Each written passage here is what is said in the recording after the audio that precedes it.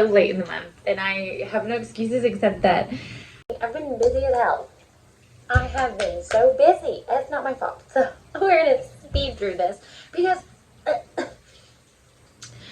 the month is almost over. I don't even know what day it is, but I know that we're halfway through. So I think that means it's the 15th. I don't actually know. So it keeps going in my mouth. Coco. It's Ava. Shh. Shh. It's Ava. Anyway.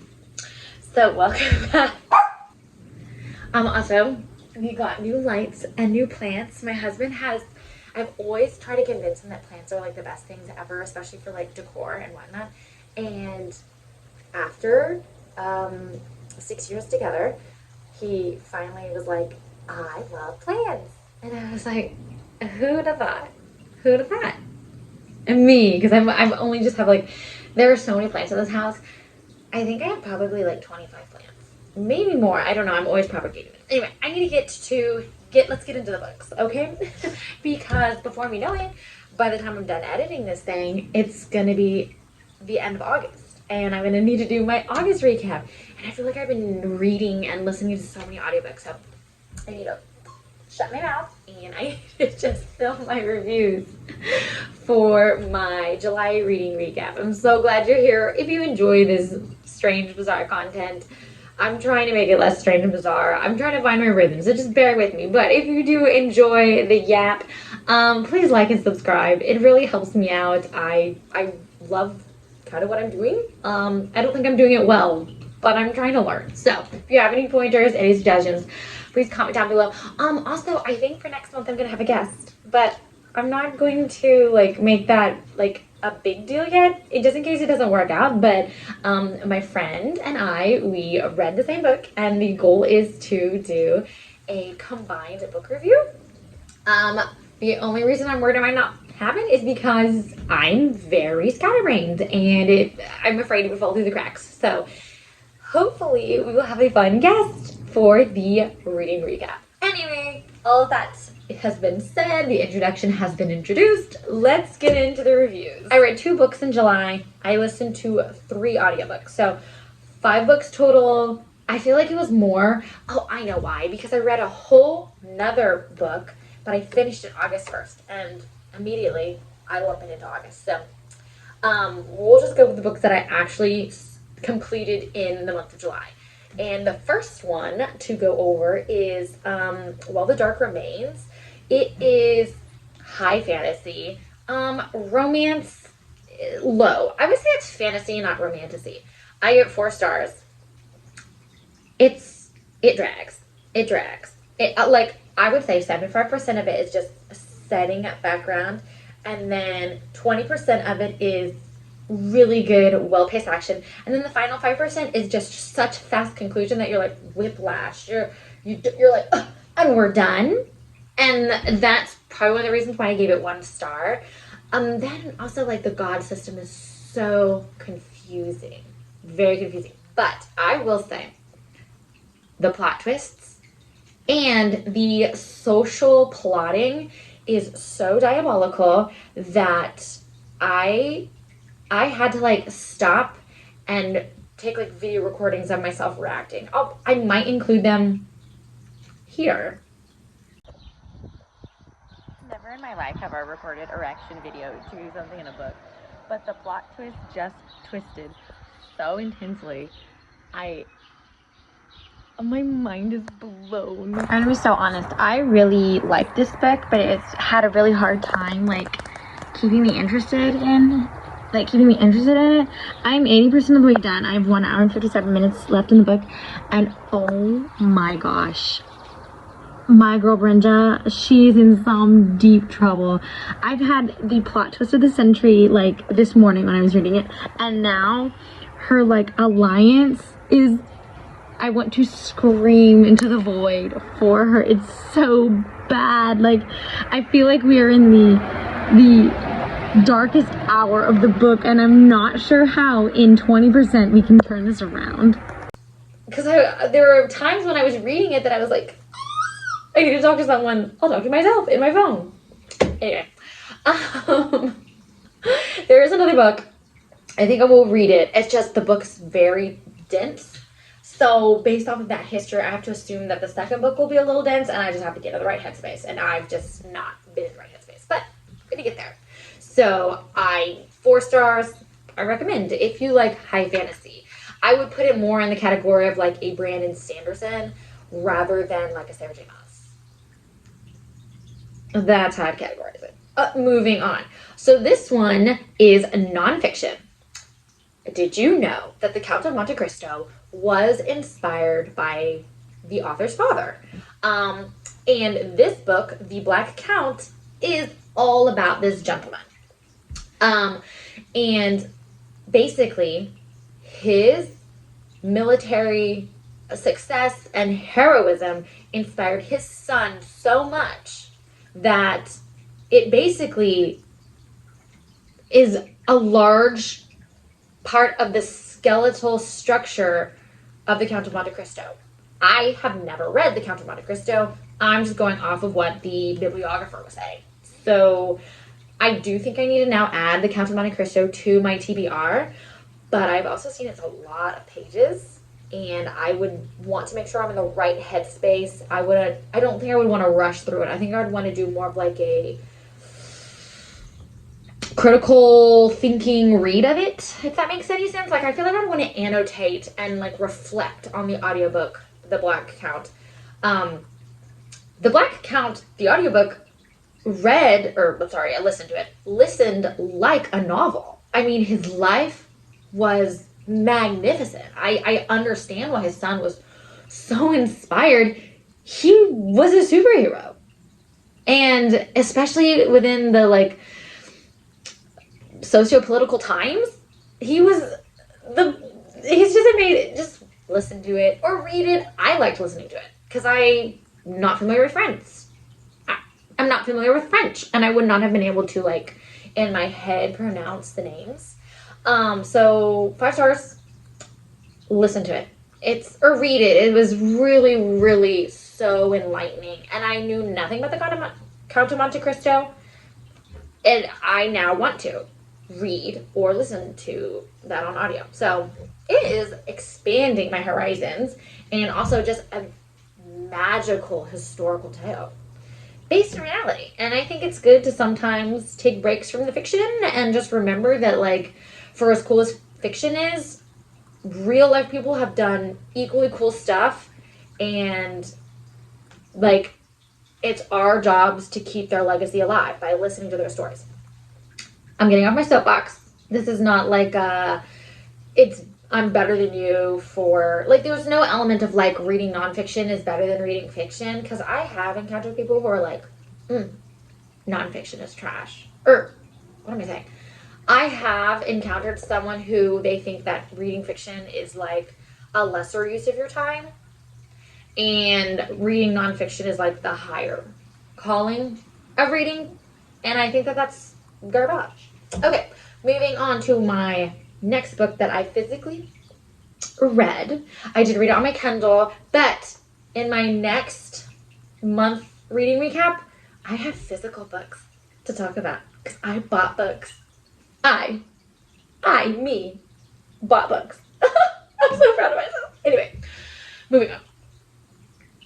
I feel like there's a lot to unpack there. I believe that reading should be very accessible. For me, in my stage of life and my mental capacity, spending a lot of money on books is just not a good use of my resources. Because if you know anything about this channel, I'm trying to fundraise to buy sheep. So I'm not going to spend a lot of money on books if I'm trying to, like, build up my money to buy more land and sheep. So you see the problem there. But I went to the thrift store and I got books for like 25 cents. And I got like 5 or 6. And I'm reading them and I'm having a great time. But because I haven't had a physical book in a while, I love annotating and making notes. I like, if I can predict something, I like to write it down so I have evidence that I saw it coming. And like, I cannot bring myself to mark these books. I know they're secondhand. I rescued them. They're rescue books. I saved them. But anyway, I can't bring myself to write them. I am allowed to write in the books that I own. That's it. Okay. This book, back to what I was talking about. I read this book on Kindle. Oh, my dog is licking herself. I'm so sorry if you can hear that. Wrap it up, girl. Ava. That's some good hygiene, but it sounds so gross. Okay. This book is In the Veins of the Drowning. Such an interesting story. So confusing. Oh, so confusing. Romance, confusing. What she is, the mythological beast that the mythological creature that she is, confusing. Yeah, I never really got the vibe that these people actually liked each other. It's an enemies to lovers. It's romantasy. She is a siren, but not in the way that you think of a siren. This is a new siren that we've never heard of before. We've never seen before. I've never encountered before. Cool, but also like so confusing because it's not what you anticipate. I also think that her and the male love interest, I don't know if they're endgame. Like, they're together now, but will they be in the future? I put a pin in like a future separation because she's kind of fighty and immature, but also like as you read and understand her backstory, you can understand that she has like trauma, like big trauma. But also like, just because you have trauma doesn't mean that you self-sabotaging your relationships won't actually end your relationships. Like, you might... Oh, I thought my husband was driving up. Because I can see our road. I was like, baby? No, he's not home yet. It's also pretty early in the day. It would be kind of crazy if he was home right now. But anyway, so I just kind of think that they might not stay together. And it might be good for the political like upheaval that they've caused in their world. So there's another book. I don't know if it was available on Kindle Unlimited. I need to look into that. Maybe it's not written. Homework for me later. Look up if there's a second book. Is it out? Is it available? Is it available on Kindle Unlimited? Read it. See what happens. Okay. I gave it 3 stars. It was a cool book, but there's just some really confusing elements that I was just like, what is going on, girl? You're destroying your own life. Anyway, moving on. This was an audiobook that I listened to on Spotify. Thank you, Spotify, for putting audiobooks on. And it was like slightly dramatized. Like you had a male narrator, and then when there were females talking, it was a girl. But the girl also did boy voices. I liked it. It was fun. It was called There Be Dragons Here. It is a cozy fantasy. Now, there are elements of suspense, but this is definitely more of like, it kind of felt like a cozy video game that I was listening to. You follow a retired explorer as she goes to fulfill a final request of one of her lifelong friends.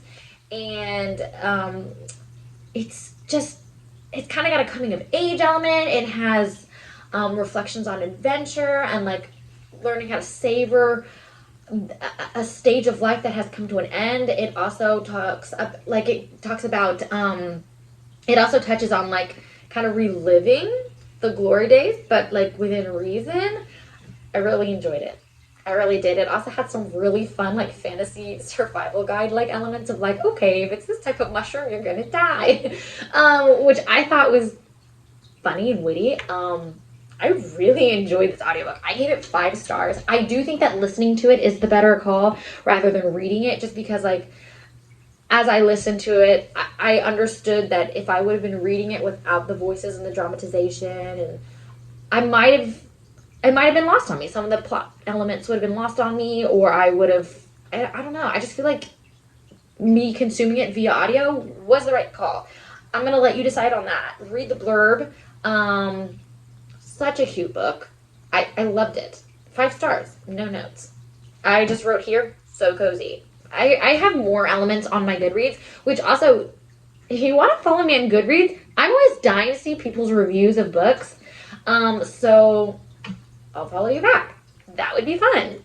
Do it. I will link my Goodreads below, and we can be both friends. That would be even more fun than you just watching me do this. Last book that I'm reviewing. Sorry, this is such a speed run, but like also this is what feels right for today. So I'm not sorry. I am sorry. I'm figuring this out. Please leave notes. If this is, I'm gonna just shut up. I am re-listening to the series A Court of Thorns and Roses. I have a confession. Choose me. I did not like that series the first time reading it through. Caveat, disclaimer. I'm not sure which word applies best here. I read those books coming out of like a 10-year reading hiatus. My wonderful friend, Megan, I think she recommended them to me, or she was like, hey, you should definitely try reading again. Like, there's a whole backstory to unpack as to why I didn't read for 10 years. But she kind of just like gave the gentle promptings and made reading seem interesting again. And A Court of Thorns and Roses was the first fantasy I read after my 10-year reading hiatus. And I was like, wow, okay. I was able to read a massive book and it kept my attention, but I don't really like this character. I finished the series and I kind of proudly was like a naysayer. I was like, oh, I'm one of the few who didn't like it. That makes me better. And that's kind of rude. And so this is me acknowledging that mental behavior is not okay. I had kind of some like pride in the fact that I was like one of the few who weren't like obsessed with the series. Unfortunately, for past Jules, I did a re-listen and I get the hype a little bit more now. I'm older, hopefully wiser. I now have way more experience in the reading, fantasy, romantasy, plot, character arc sort of things. Like I kind of know more of the things that are going on. Sorry, my phone's about to die. Oh, my battery's gonna die. And it clicked more. I also listened to it on audiobook, whereas last time I read it, the audiobook, I think made it read faster. Because let's be honest, the first 75% of this book is very slow. It's a lot of building of major context. She's building a big world to be introduced in one book that then she follows through. So it makes more sense now with the rest of the series kind of like on a dusty shelf in my brain to know that, oh, the reason she's exploring so much of this world is because we'll need it as frames of reference for future books. It's already set up. We'll already have the context in the future books. So that made the first 75 kind of treasury make more sense. But still, it's a little slow. Last 25% does wrap up fast, but like I knew what to expect. I would say like even like Tamlin, knowing what happens to come, knowing backstory that we have no context of in A Court of Thorns and Roses, I don't know. I'm not going to finish that thought. Okay, I'll finish the thought. I was thinking that maybe I understand him a little bit more and maybe sympathize. I don't empathize with him. I sympathize with him a little bit more because we do know more context on a second encounter with the story. He still did egregious. Was this a trigger warning? This may be a spoiler. He did do some egregious things, but who didn't? And I'm not justifying bad behavior, but I'm just saying that like I can understand him more. So to wrap this up quickly, because I'm running out of time to film, that is what I read in the month of July. And I'm so excited for the month of August because A, I'm reading some great books right now. B, I'm hopefully having my friend on, Caitlin. You're going to love her. She is amazing. And yeah, okay. I'm so glad I finally filmed this. It's now probably going to take me 7 to 10 days to edit and release. I hope you watch it. I hope you enjoy it because I know I will watch it. I really just film all this stuff for me. It's okay. I am my own fan. So this was fun. It was fast. I hope maybe you could get some book recommendations from this list. All of these, I would say, are recommendations. I recommend While the Dark Remains. I recommend The Black Cat. I recommend There Be Dragons Here. I recommend In the Veins of the Drowning. But understand it's confusing and it's not going to be the best book you've ever read. But I do recommend it. And I recommend A Court of Thorns and Roses definitely more than I would have in the past. So I hope you read lots and lots. I hope your TBR is so interesting. If you're a crocheter who normally watches the crochet content, be good, crochet hard. Oh, and also, since we're kind of late for getting into like August recommendations, if you have any books that you think I would maybe be interested in reading for September, I would love to see reading recommendations. I'm trying to expand out of my comfort genre, which is romantasy. So I don't know, maybe send me like a poetry recommendation or another historical nonfiction like The Black Count. I'm always looking to like expand my understanding of history and just try to give myself more context for today and the day we live in by understanding where the world has come from. So if you have any good nonfiction recommendations, I would love to see them. And in fact, I think that might be make for like a fun video in the future is just strictly nonfiction. Because I had a professor in college one time say, if you don't grow, you die. And I don't know if it's like really that serious, but I believe that like as adults, once we leave college, our brains stagnate so fast that I feel like it's not good for us. So I'm always looking for ways to grow my mind, not in the total stress of like academia, but in just absorbing information about history or information about the natural world. I think it's really good for us, and I think it helps us touch grass, like metaphorical or even literal grass. Like if you're reading a book about bugs and you go out in the grass and see if you can identify one. Anyway, that was a rant about whatever. Anyway, I'm gonna wrap it up. Bye. See you next time. Be good.